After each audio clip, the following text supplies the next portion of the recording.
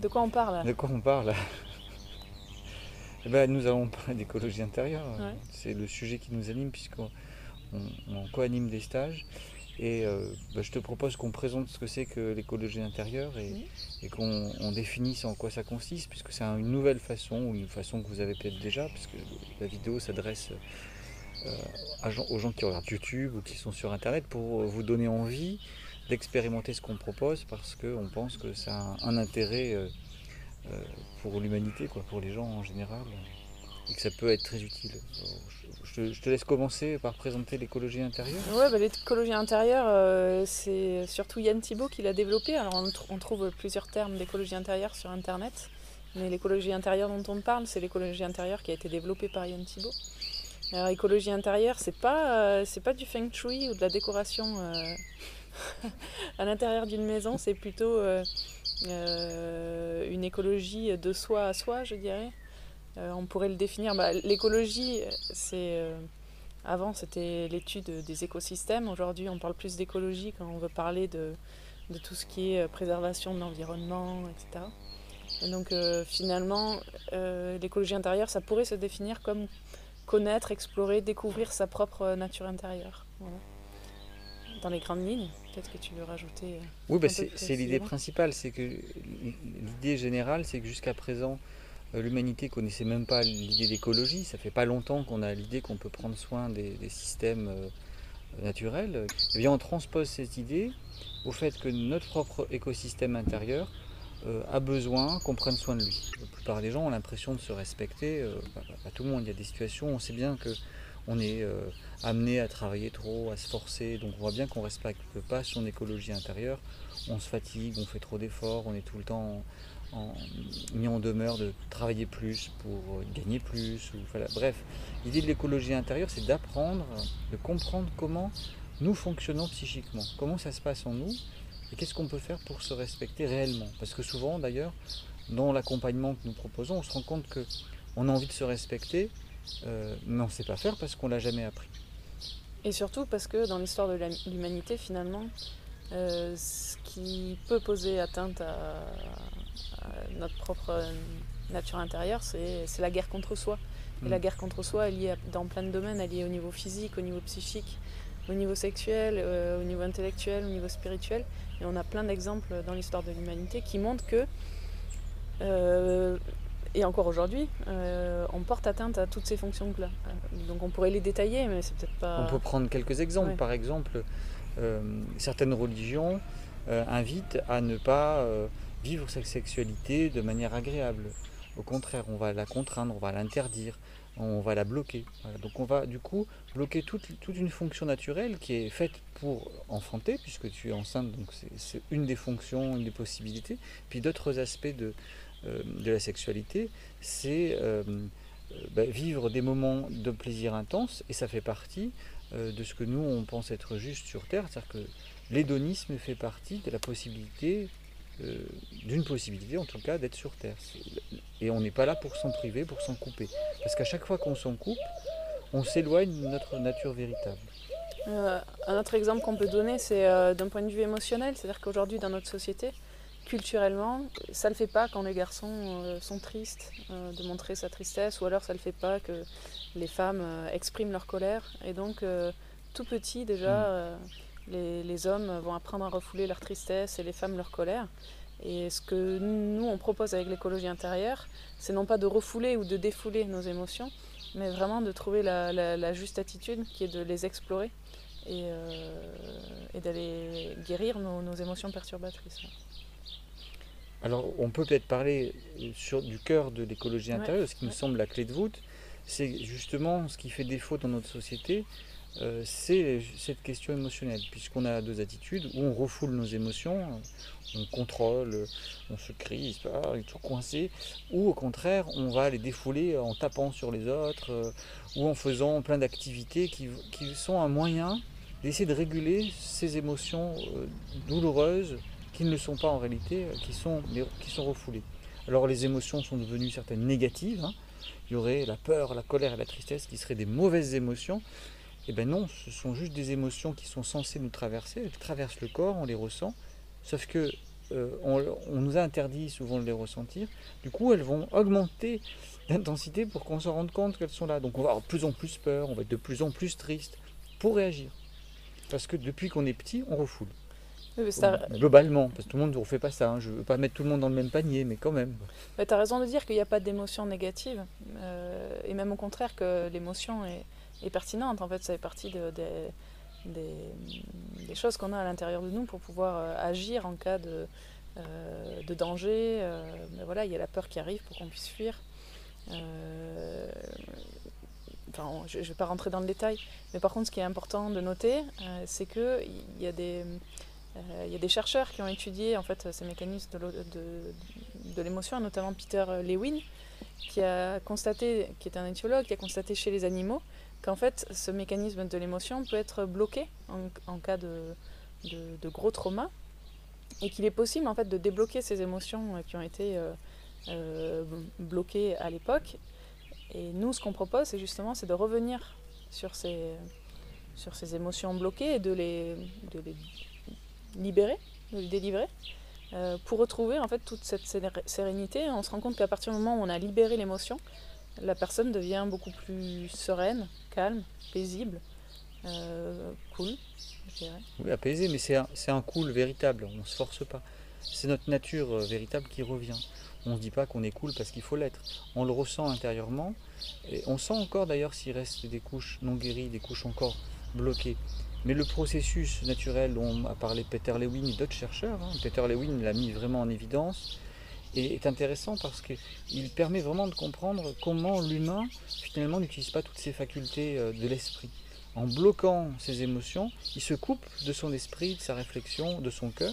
Et là, en laissant faire ce processus d'acceptation des émotions bloquées, véritablement, l'être humain peut se remettre à penser avec joie, avec sérénité et avec vérité, parce que c'est pas un faux cool, c'est un état intérieur qu'on constate à chaque fois qu'on fait des stages ou des accompagnements individuels, qui est là pour éveiller les humains à ce qu'ils sont véritablement. Des individus vraiment joyeux au fond, il y a une joie qu'on sent, on a des fois même des moments où on voit chez les personnes des états d'éveil s'installer, quelque chose d'une grande puissance intérieure qui apparaît. Et du coup, ça modifie leur comportement au quotidien. Oui, je pense que c'est important d'insister sur ce que tu dis, parce que ce qu'on ne recherche pas, en fait, c'est de faire en sorte que les personnes n'aient plus de colère ou de tristesse ou de peur, ou qu'elles aient un discours ou une communication qui soit plus sympathique, je dirais. Ce qu'on se rend compte, c'est qu'en fait, si on va libérer les traumas et les émotions qui ont été bloquées dans la petite enfance et même avant, on se rend compte qu'en fait, de façon naturelle et spontanée, les personnes deviennent plus cool. Et ça, je dirais que c'est quand même quelque chose peut-être de nouveau dans les différentes approches qu'on peut avoir dans les différentes techniques de développement personnel, et peut-être préciser que justement ce qu'on propose, ce n'est pas une technique ou un protocole, mais plutôt des processus, c'est-à-dire que on va pas appliquer quelque chose à quelqu'un, c'est chacun qui va aller découvrir quel est son propre processus psychique de guérison de ses émotions, et le tien est différent du mien, qui est différent du vôtre. Et il sera différent selon les zones bloquées que je vais toucher. Je peux moi, ou j'ai vu chez des personnes des gros tremblements dans les jambes pendant quelques instants, voire quelques minutes, couche par couche. D'autres, ça va être des secousses dans la poitrine, d'autres, ça va être des crispations complètes. C'est-à-dire que les mécanismes de régulation de l'émotion bloquée varient selon ce qu'on trouve dans le passé et selon qui on est au moment où on le découvre. Nous, ce qu'on propose, c'est un cadre de sécurité pour pouvoir apprendre à le faire seul et puis pour aller vraiment en profondeur. Ce n'est pas juste une observation distancié, c'est réellement laisser la possibilité au corps de rentrer dans un processus qui échappe au cortex qui réfléchit. Le cortex qui réfléchit observe le corps en train de vivre un truc incroyable, ça tremble, ça bouge, ça vibre, ça secoue. Des manifestations qu'habituellement on essaye de couper. Oui, mais peut-être qu'on peut préciser ce processus. En fait, Peter Lewin l'a étudié notamment chez la gazelle, qui se faisait courser par un lion et elle en réchappe. Et qu'est-ce qu'elle fait une fois qu'elle en réchappe? Elle va se mettre dans un buisson et puis elle va se mettre à trembler pendant plusieurs secondes, quelques minutes, voire minutes. Et elle exprime en fait toute cette tension et cette émotion qu'elle a eue. Et une fois que le corps a libéré physiquement cette émotion, elle repart tranquillement et sereinement en reboire autour du lac où elle avait été elle-même attaquée à ce moment-là. Mm. Et en fait, nous aussi en tant que mammifères, on a exactement ce même processus. Il est possible de retrouver des blocages émotionnels, des traumas émotionnels qui datent d'il y a très très très longtemps, même sur des vies des fois intra-utérines, on en a... ça nous arrive régulièrement d'avoir des stagiaires qui retombent sur ces vies-là ou sur ces moments-là, ou alors entre 0-3 ans, même à l'état de quelques mois. Et en fait, c'est tout à fait possible de retrouver quel est le trauma et de les libérer physiquement. Donc peut-être que tu veux préciser exactement quelles sont ces manifestations physiques, qu'est-ce que Ouais, ça peut faire. je l'ai un peu dit. Hein, c'est-à-dire que c'est aussi accepter la peur des manifestations physiques, parce que comme on nous a appris, je dis on, hein, c'est une généralité dans nos sociétés, ça dépend de votre famille, de vos parents, donc il y a des personnes pour qui c'est plus facile. Mais globalement, l'apprentissage qui est fait, c'est de refouler, de contrôler, de ne pas montrer ce qui se passe. Et là, tout d'un coup, le corps se met à trembler. Hein, je l'ai dit, hein, ça peut être des frissons, ça peut être des crispations qui accentuent, qui font des espèces de mouvements reptiliens, des secousses. Il y a plein de manifestations différentes. On pourrait effectivement les lister, mais je pense que c'est se laisser surprendre qui est intéressant aussi parce que ça ne crée pas d'attente. Voyez ce qui se passe, et c'est jamais pareil. Si ce qui est intéressant, c'est de rester observateur conscient de ce qui se passe et de ne pas entrer dans un flip qui va aggraver les processus ou d'alimenter la peur ou l'angoisse en ressassant. Au moment où on laisse faire le corps, on laisse faire le corps. On ne réalimente pas en pensant à notre problème qui nous fait peur, etc. On laisse de côté temporairement, on laisse faire le corps, on va au bout des sensations. Et quand ça devient jouissif, parce que c'est jouissif en réalité, c'est fait pour être utilisé. Donc c'est un processus qui est très agréable à vivre. Le moment où la montée de l'émotion refoulée arrive, c'est un peu douloureux. C'est pas parce que c'est fait pour être douloureux, c'est que quand on retrouve le moment où on s'est crispé, où on s'est figé, ça fait mal. Parce que crispé et tout coincé, ça fait super mal. Et c'est ce moment-là qu'on retrouve. Et à partir du moment où on lâche, on accepte de laisser le corps faire ce qu'il a à faire, c'est jouissif.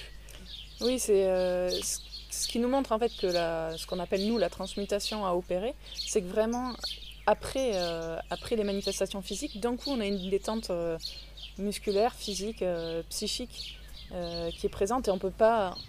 Enfin, c'est évident qu'on a vraiment transmuté quoi. D'un coup, le corps lâche complètement et on retrouve une certaine sérénité et même l'émotion qui était perturbatrice, donc par exemple de la peur ou de la colère, eh ben, se transforme parfois en puissance, en joie.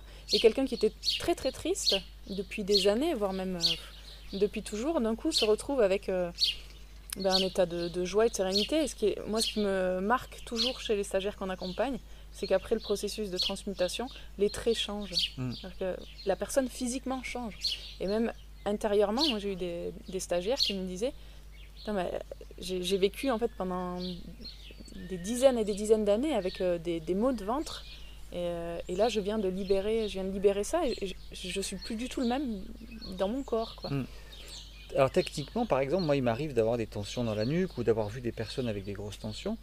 On peut entrer, j'essaie de le dire avec des mots parce que c'est le langage corporel, donc c'est délicat de trouver les mots pour expliquer le processus. Mais imaginez que vous avez une tension quelque part, on entre dans la tension et on laisse venir ce qui est contenu dans la tension, c'est-à-dire l'émotion qui s'est progressivement agglutinée dans une zone du corps.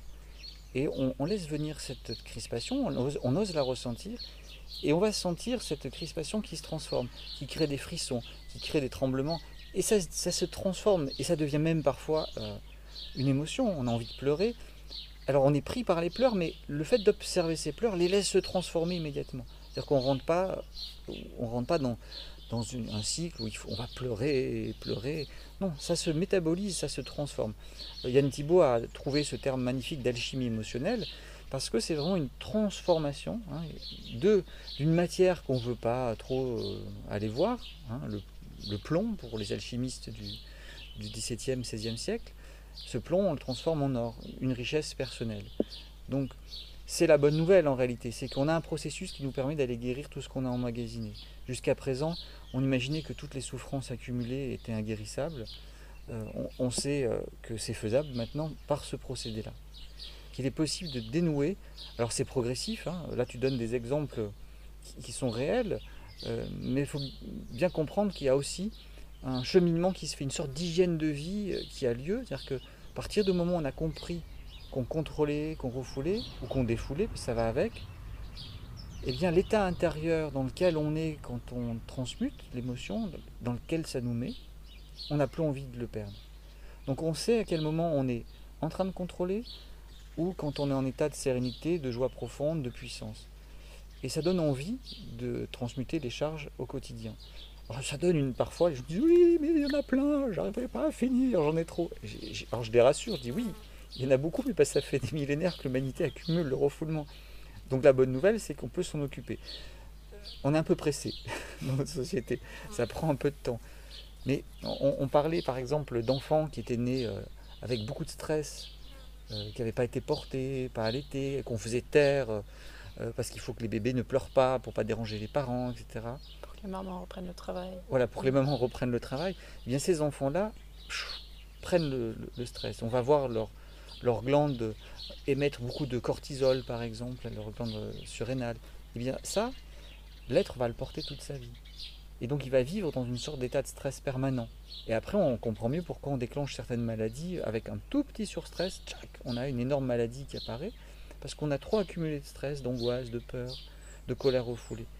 Donc le processus va potentiellement très vite, il peut prendre quelques secondes, quelques minutes, mais oui, nous sommes des êtres avec une mémoire importante et beaucoup de maltraitances qui passent pour normales et qui ne le sont pas physiologiquement pour un être humain, pour un mammifère que nous sommes.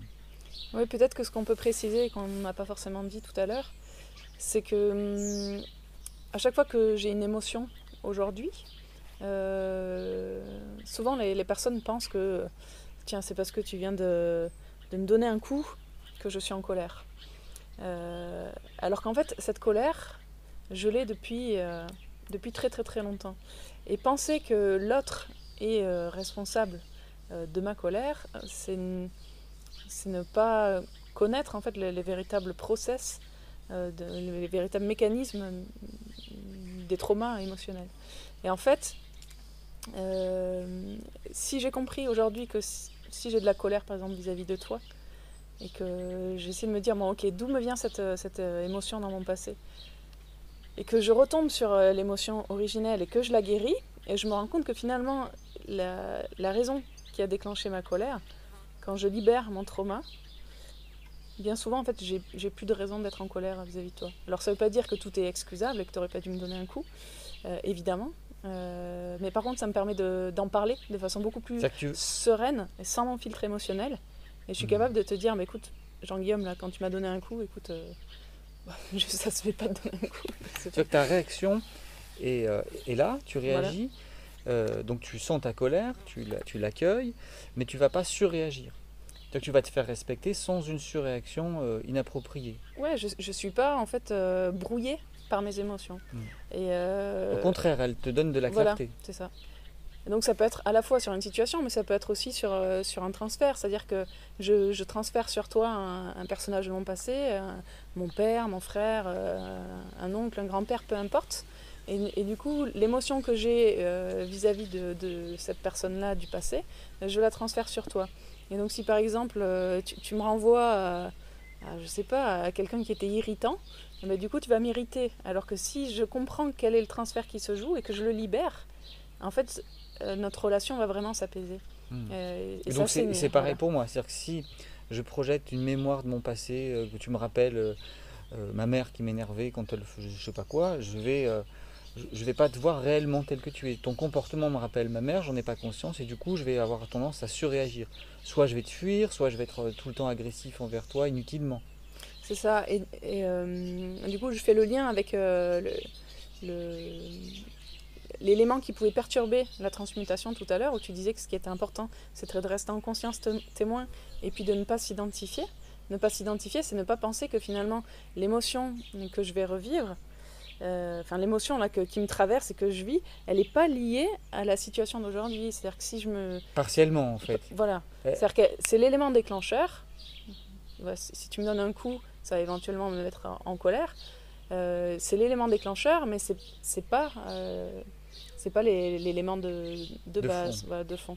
Et donc nous, quand on accompagne notamment les stagiaires, et qu'ils partent sur, je sais pas, une situation du présent ou une personne du présent qui vraiment les énerve, ou alors, je sais pas, quelqu'un qui vient de se faire, qui vient de se séparer, qui vient de se faire quitter par sa femme ou son homme, peu importe, se met à pleurer, elle dit oh je suis triste parce que machin m'a quitté. Et en fait, elle est identifiée. La raison pour laquelle elle est triste, bien souvent, c'est parce que petit ou petite, la personne a revécu une problématique de séparation ou autre, je sais pas, peu importe, mais en tout cas, le fait de s'identifier empêche de rentrer vraiment dans le processus d'alchimie Et donc là, émotionnelle. on peut observer qu'effectivement, les personnes restent en boucle et ont tendance du coup à s'isoler ou à devenir dépressives ou à être très agressives avec tout le monde. Donc ce que tu dis, c'est que finalement, le processus de transmutation des émotions plus la conscience de ce qui se passe en soi, puisque c'est ça dont il est réellement question, hein, la conscience et le lâcher-prise corporel, permet de changer les relations. Ça amène à des relations beaucoup plus apaisées. Et du coup, toi, ça t'a fait par exemple prendre conscience que dans les collectifs, dans les familles, dans les groupes, il est plus rapide de faire ça que d'appliquer des tas de protocoles. Est-ce que tu peux expliquer? Parce qu'aujourd'hui, on voit bien que pour essayer de vivre ensemble le mieux possible, de réaliser des éco-villages, des écolieux, des familles harmonieuses, ou que les entreprises soient plus horizontales, les entreprises libérées, on cherche dans les protocoles des moyens techniques pour essayer d'apaiser les relations entre les membres. Ça, c'est quelque chose que tu as bien exploré, hein. Est-ce que tu peux nous en parler? Il y a Nino qui pleure.